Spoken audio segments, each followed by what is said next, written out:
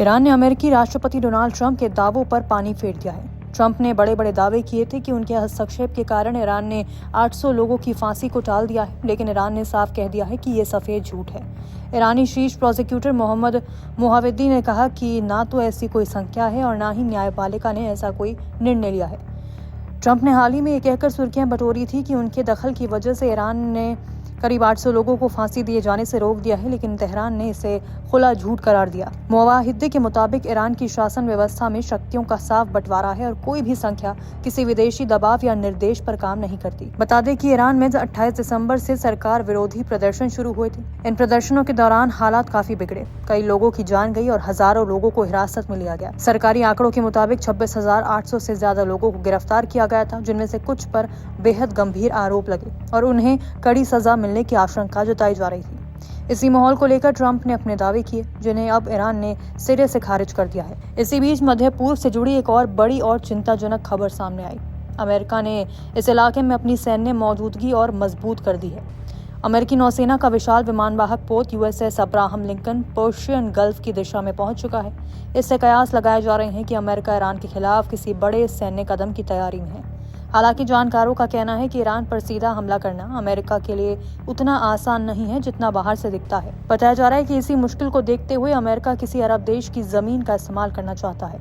चौंकाने वाली बात यह है कि जिन देशों में पहले से अमेरिकी सैन्य ठिकाने मौजूद हैं, जैसे सऊदी अरब और कतर, उन्होंने खुलकर कह दिया है कि उनकी धरती ईरान के खिलाफ किसी हमले के लिए इस्तेमाल नहीं की जाएगी। ऐसे में चर्चा यह है कि जॉर्डन ने अमेरिका को अब तक साफ मना नहीं किया है। यही वजह है कि जॉर्डन का नाम इस पूरे समीकरण में उभर कर सामने आ रहा है। जॉर्डन की भौगोलिक स्थिति इस मामले में बेहद अहम मानी जा रही है। ये देश सऊदी अरब, इजराइल, सीरिया और इराक के बीच स्थित है। जॉर्डन के राजा अब्दुल्ला द्वितीय को अमेरिका और इजराइल का करीबी माना जाता है। अगर अमेरिका ने जॉर्डन से ईरान पर हमला किया तो इसका सबसे बड़ा खामियाजा खुद जॉर्डन को भुगतना पड़ सकता है। ऐसी स्थिति में ईरान जॉर्डन को सीधा निशाना बना सकता है और मिसाइल हमलों की बारिश हो सकती है। इसका एक उदाहरण हाल ही का भी दिया जा रहा है। जून 2025 में हुए ईरान इजराइल जंग के दौरान जॉर्डन ने बड़ी संख्या में उन ईरानी मिसाइलों को रास्ते में ही रोक दिया था जो इजराइल की ओर दागी जा रही थी। इसके बावजूद उस 12 दिन चली जंग में ईरान ने इजराइल को भारी नुकसान पहुंचाया था। इसी अनुभव के चलते आशंका जताई जा रही है कि अगर इस बार जॉर्डन खुलकर अमेरिका के साथ खड़ा हुआ तो हालात उसके लिए और भी ज्यादा खतरनाक हो सकते हैं। जानकारों का मानना है कि चाहे अमेरिका कितनी भी कोशिश कर ले, ईरान को चारों तरफ से घेर कर काबू में करना बेहद मुश्किल है।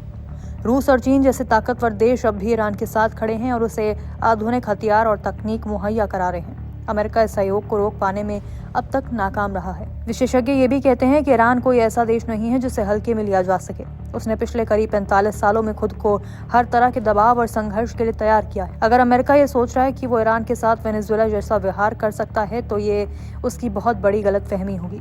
शायद इसी समझ के चलते सऊदी अरब और कतर जैसे देशों ने हिम्मत दिखाते हुए अमेरिका से दूरी बनाए रखने का फैसला किया है, क्योंकि वो जानते हैं कि ईरान के खिलाफ खुलकर खड़े होने का अंजाम कितना खतरनाक साबित हो सकता है। नमस्कार, मैं हूं मानक गुप्ता। अगर आपको हमारा ये वीडियो पसंद आया हो तो इसे लाइक और शेयर जरूर करें और हाँ, हमें सब्सक्राइब और फॉलो करना ना भूलें ताकि आप देश और दुनिया की कोई खबर मिस ना करें। तो जुड़े रहिए हमारे साथ और देखते रहिए न्यूज़ 24।